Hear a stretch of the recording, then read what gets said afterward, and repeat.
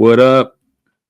What up? It is Golden Spaces, an Odyssey original podcast. It is Justin and Kariemah here after the Warriors lose their 7th out of their last 11 games. This one to the Minnesota Timberwolves, which, on paper, it's like, okay, you lose to the number one seed in the West is, not that bad, expected. It's one of the elite teams in the league, but yet another game that they kind of had control of and just let slip away. Tale of two, not even two halves. It's a tale of one quarter, a tale of one stretch of basketball where the Warriors just couldn't do anything defensively or offensively with the Timberwolves. And it ultimately resulted in them losing 114 to 110. Minnesota scored 36 points in the fourth quarter after they scored, I think, 46 points in the first half. So just goes to show the Warriors cannot put two halves or two significant stretches of basketball together, of good basketball together in any capacity, whether it be in the same game. We said last pod, they look like two different teams within the same game, within the same quarter, within the stretch of games. It's just two different squads, a good one and a bad one. And too oftentimes the good one can't outweigh the badness of the bad one. And that's just another close loss that they could have had. How we feeling about this one? I am not feeling well because I thought we really played a really decent game. Like we had everything like clicking. We were playing hard on defense. We turned them over 14 times early on. And it was just like, okay. And then we start, playing like bozos. We're turning it over. And you could see it happening. And Kerr, right here, you cannot sit Curry for that long of a stretch. He was only at 22 minutes. When in that third quarter, all of a sudden, we were up 5 and then we were not. We had lost the lead, lost the plot, everything. And right there, we're down 4. Let's get him in. Let's get him in. No time to wait. He still has a lot of minutes that he could still play to stop the bleeding. And then it gets to 8. And now it's like, okay, we'll put him in. But now we're already, the Wolves are already starting to get it together. I'm not feeling this fantastic about it. That for those watching, we had fireworks. Yeah. It just, I just don't like this. I just don't like it because we had it. We had players that were actually playing well enough to where we can do this. We could steal this win. Yeah. This team, like we said it. We've said it time and time again before in this podcast. There's just, you don't know what version of each player you're going to get each game. Or just throughout the game, guys just have boneheaded moments. Like I have no idea why no one on this team can navigate a screen. They either die completely on the screen, which forces a switch, or they are late, or they get clipped somehow, and like they're now behind the play. Refuse to fight. It's like some of their screen coverages, it just seems like they just want to switch everything when they do not have the team to switch everything. They have too many small guards who are not great individual defenders anymore at the point in their career. And, they're better defenders should just be like, okay, like, here you go. Like, here you go, Steph. Here you go, Chris Paul. Let's just go guard the other team's best player on an island. So now we all got to overhelp, and other teams getting open threes. Minnesota hit, I believe, 21 threes. Yeah. They kept going to the same play where Gobert sets a high screen, off-ball screen for Anthony Edwards. He fades and then dives, right? So Anthony Edwards fades and then Rudy Gobert dives. So now you have to choose between guarding Rudy Gobert on that dive or, guarding the weak side three-point shooter. And they're just obviously going to guard Gobert on the dive because he's 7 foot plus. He's going to just dunk it easily. And they're just Nickeil Alexander-Walker, Jaden McDaniels, Mike Conley. These guys are just wide open shooting threes. And the Warriors don't have the athletes in abundance to be able to tag Rudy Gobert in that role and get out to the 3-point line. So it was just 3-point city. Now, it was a lot of Timberwolves shots that were just like tough shots, right? Like, yeah. Nas Reed turns into Dirk, Cat, Everybody. Jokic, all these guys when he comes to the Warriors. Wilt Chamberlain with a jump shot, like he just blocks everything, makes every shot. He just turns unguardable against the Warriors. But a lot of the Timberwolves shots are just wide open because the Warriors are just a step behind defensively way too much. And it's been happening not necessarily all season, but for a significant portion of the season. There was a stretch there where they were actually defending at a high level. They just can't sustain any level of good basketball. And then they completely forget how to do the things that they were doing. So yeah, I don't really know what else to say about that at this point. What do you think about their defense tonight in particular? I thought their defense was playing really well. I thought GP2 was fantastic. He had little hiccups here and there, but not. I thought he played really, really well tonight. And it was good to see because it looked like he was back to the GP2 that we all know and love and we're hoping to see a lot more of. I thought he played really well. There was, him not fighting over a particular screen well enough. But for the most part, I thought his defense was really good. JK, on the other hand, not so much. Again, not fighting through those screens. You have to fight, dude. Put up a hand. You just let Nas Reed just shoot, and you're not even putting a hand up. At least wave something. No, hands down. Shot is up. He's wide open. That's the thing that sticks out the most to me with this team. Like, they don't have enough guys who are just like, defense is my thing. Like, Gary's defense is his thing, but Gary's into his 30s. He can't stay healthy, and he's a smaller player. He's 6'2", maybe, right? Like, but every elite plays team plays big, though. But there's just a limit to what he can do out there, and then there's a limit to how many minutes he can play consistently because of his injury risk, and he gets injured a lot. So.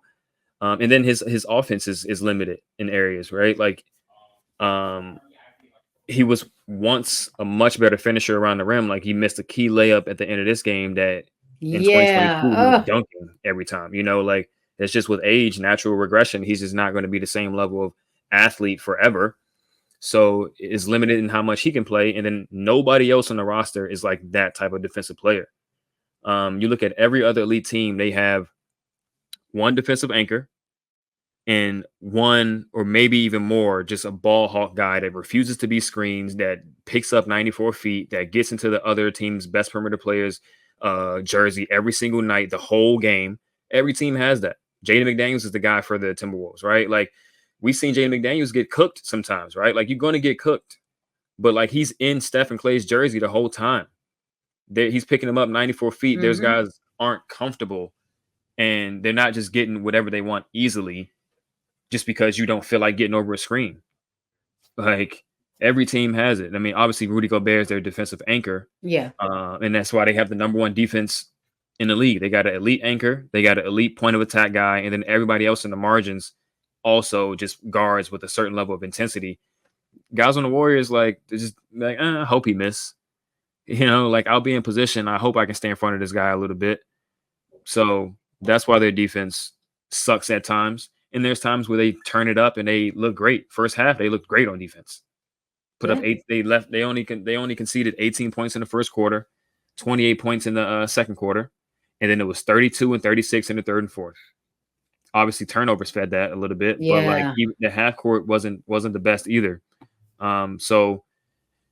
We keep coming back to it, but like, they, in the offseason, they have to look to get a certain type of roster together with more size, more athleticism, more defenders, more guys who are just hungry. Like, they don't have enough dudes that's just like, the only way I'm a eat is if I defend with, like, my life depends on it. I mean, they got one sitting on the bench that didn't get to play today, but that's true. because That's true. Yet another game. Yet another game. he likes to play defense. He Hmm. does. He shows that, but Yeah.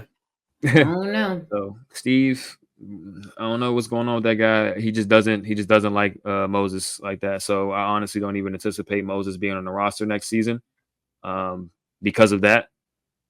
But what team is going to take a chance on him considering that he just doesn't ever play? So Yeah.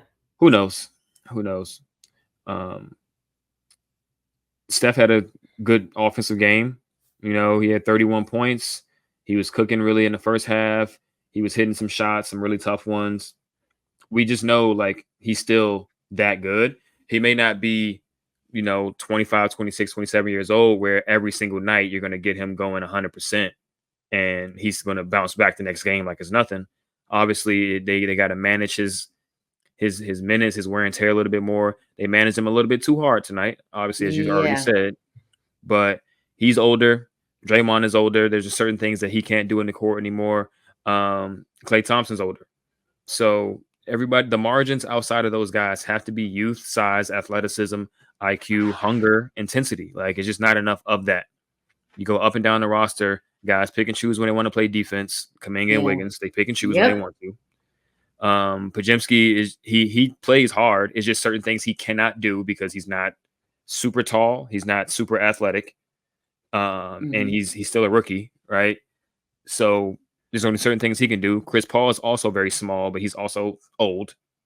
So it's like he's not going to go out there and do crazy things. So that leaves you with Trace, who's the only guy with size and athleticism, and he jumps off the page whenever he jumps off the screen whenever he plays.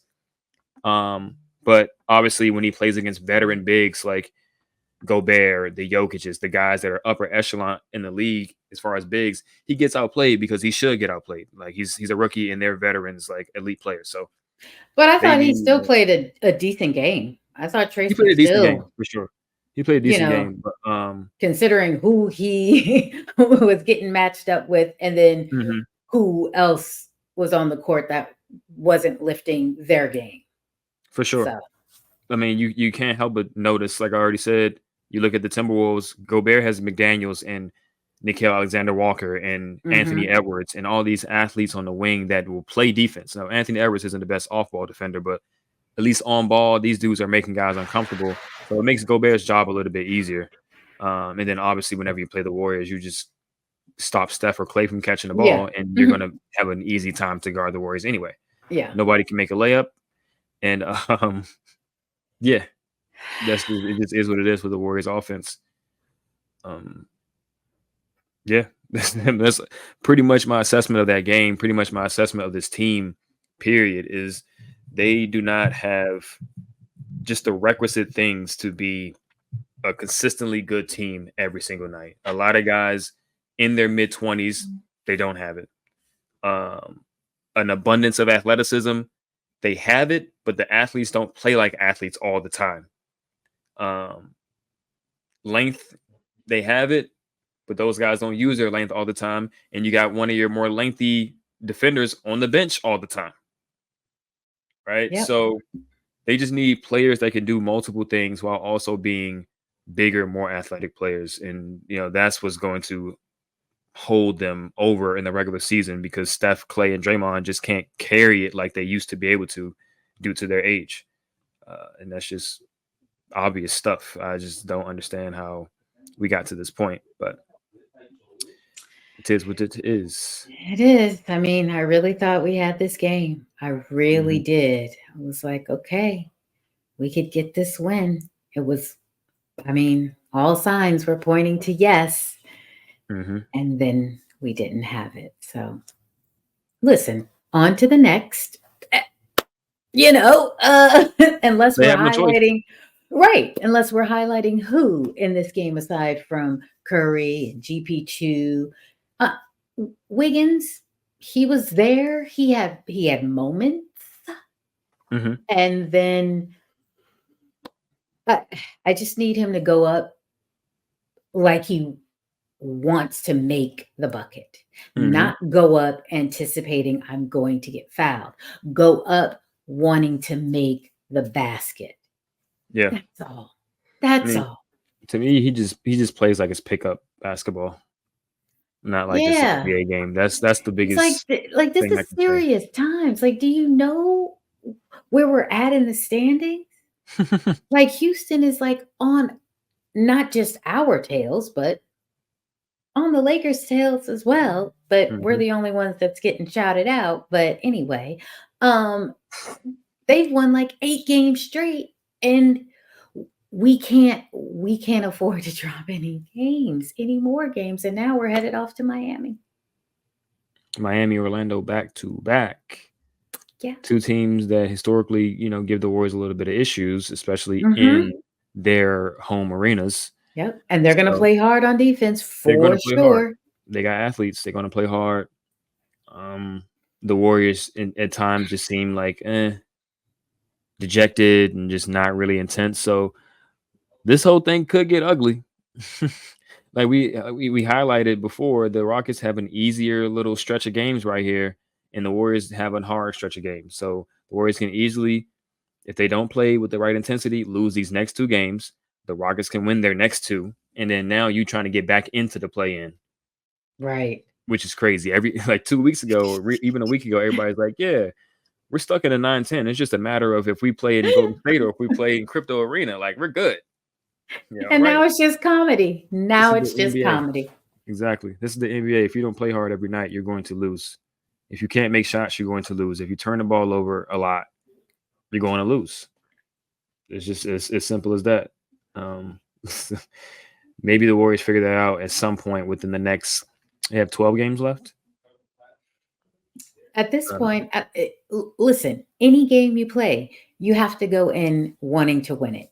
But you have to win it. It's not just about wanting to, you've got to do it.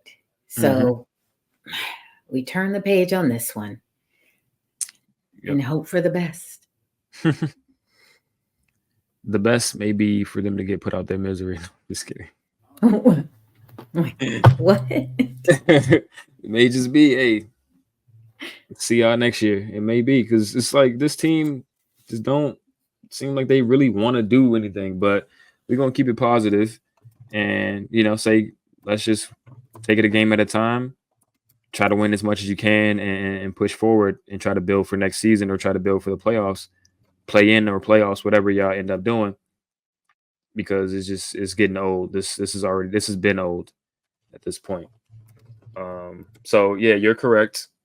The Warriors are now only a game ahead of Houston. They have 35 losses. The Warriors now have 34 losses. The Lakers have 32 losses.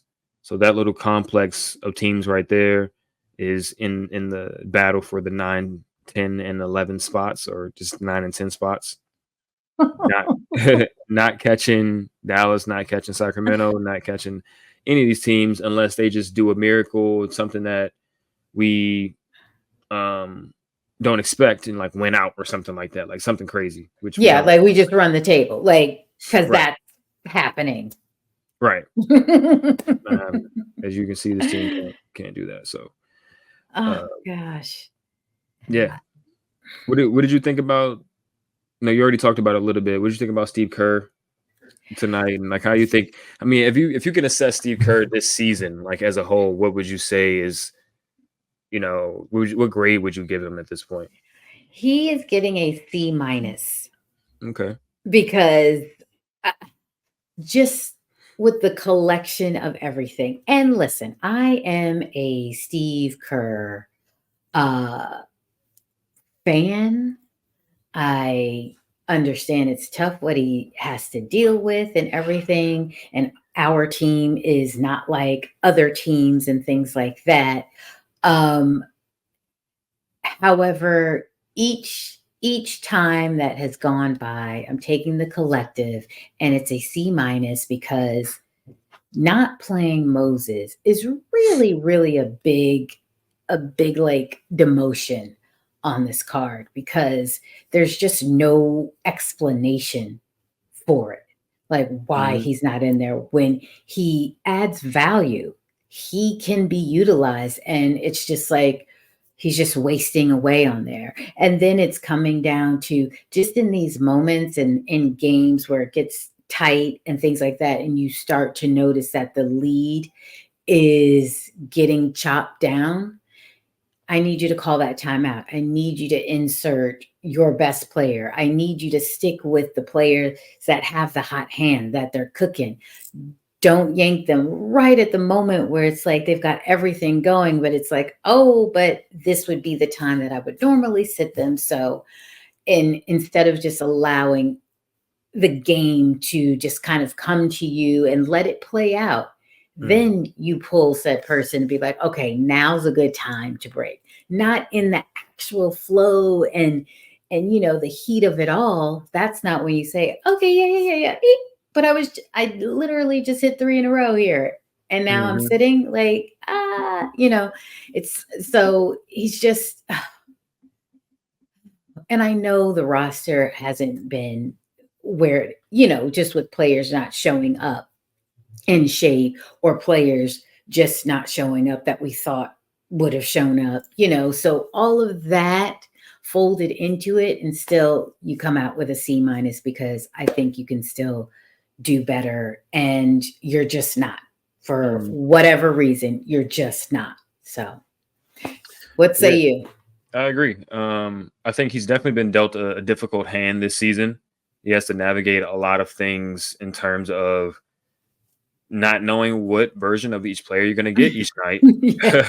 That's a tough thing to do, but like he hasn't done a good job with it, right? Like, so I can't just give him the excuse. I can't give him the sympathy grade. I think my honest assessment of Steve is he has concepts in place that allows very good teams to be dominant, right? Like very good rosters to be dominant. But if you give him a less than ideal roster, you're kind of rolling the dice on what you're going to get on a night to night basis. Whereas there's other coaches around the NBA where you can see they maximize the roster that they have, regardless of the hand that they're dealt. And a lot of them don't have a talent as good as Steph Curry or even Draymond Green on their team. So it's hard to truly assess, him and his season this year. But I would say, I mean, C- is about fair. I would probably say, D plus, C-. I think there were certain things that he's done this season that just haven't been helping the team. Like holding on to guys' minutes for a little bit too long, giving them too long of a leash, giving other guys too short of a leash. Yeah. It's just that he just hasn't navigated the whole figuring out the right amount of minutes each guy should play for any stretch or any particular game. Some of the stuff that they run hasn't been great at times. Like, it's just a lot of things that he just could have done better, right? Nobody's asking for you to go 82-0, but certain things we can see out there is just not good decisions, and there's just been a little bit too many of those. So he's going to be here for the next 2 seasons. I mean, he's going to be the coach of the team for the next 2 seasons. I think if you give him, and if you give Steph and Draymond and Clay the right amount of help, for lack of a better term, I think they can still get some things done. Like, I'm not going to say they're going to guarantee to win a championship, because at their age, even getting deep in the playoffs is like, that's an accomplishment. Guys their age don't, they don't typically go that far. They don't typically win, right? Like, winning in the NBA is for guys that's in their prime. So they would be definitely defying the odds. And if you give them a certain level of talent around them, I'm gonna say they're gonna win the championship for sure. But Right. but I think just the obvious thing here is, like, they're not in a stage of their career where they can just pull dead weight anymore. Right? They need to be set up in the way that these other teams are set up.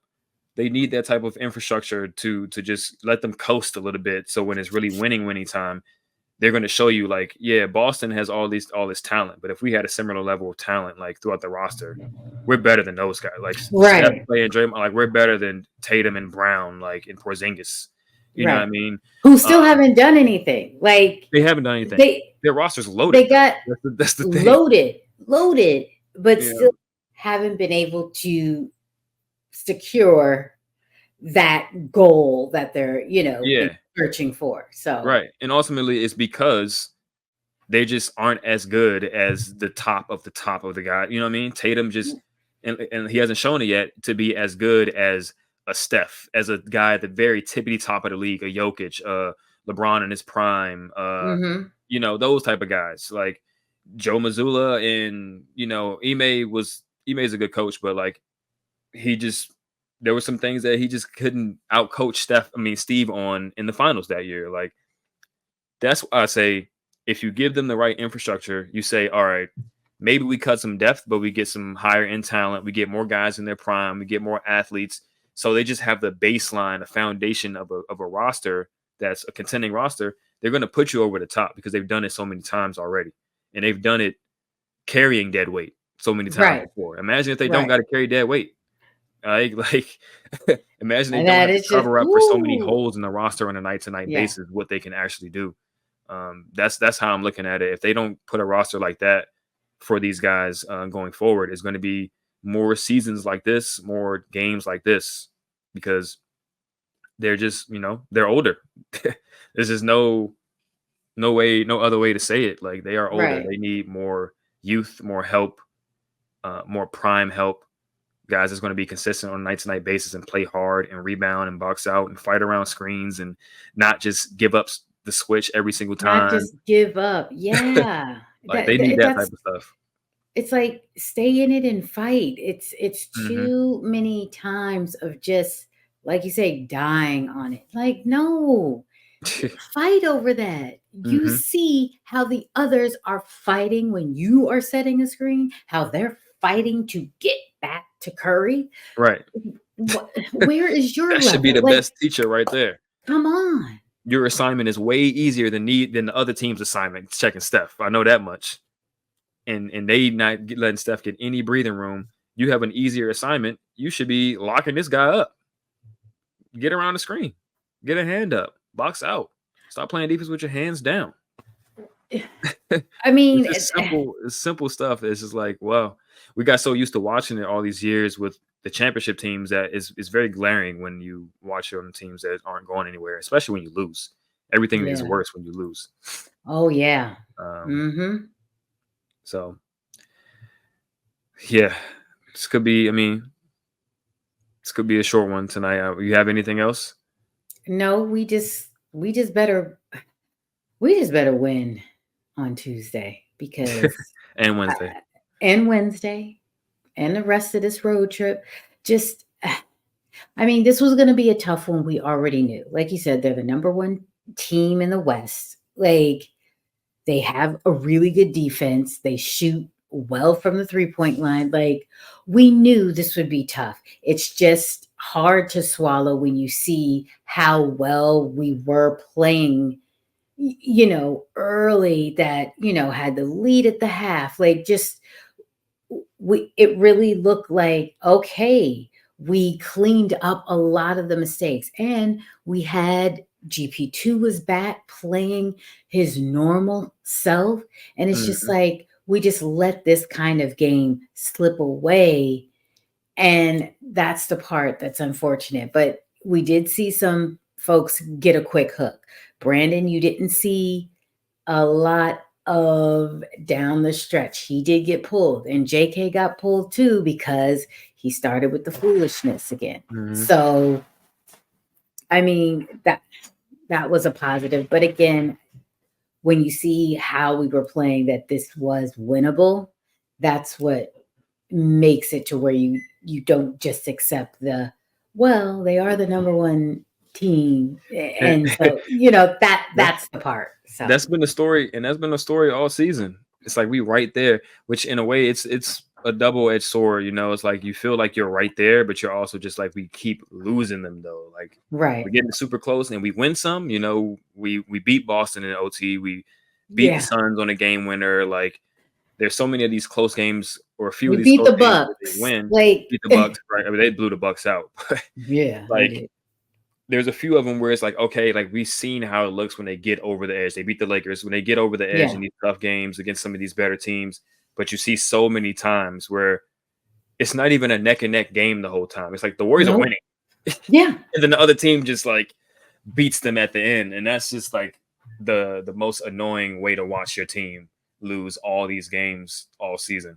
Blowing Yeah. leads, can't hold on to leads, can't score when it's time for the other team to turn up their intensity on defense, and can't get a stop when the other team is playing desperate. That's not what good teams do. But good teams do get big leads on other good teams, which we've seen the Warriors do all season too. So it's like they really got two teams. They got a good one and a bad one. It's Jekyll no and other way. Hyde. Yeah, exactly. Literally Jekyll and Hyde. That's what this team is. That's the theme of this season. Last season it was Jekyll and Hyde home and away. Yeah. Now it's Jekyll and Hyde. It don't matter where they at. It's inside, just within the same game. Every game they're a good team and a bad team. Yeah. Yeah, 2021 was they beat all the bad teams but can't beat any good teams. It's always a theme with these random, like with these seasons, instead of just consistent, like, let's just stack wins. Yeah. Like when are we gonna get another one of those seasons? Like that's a legit question, right?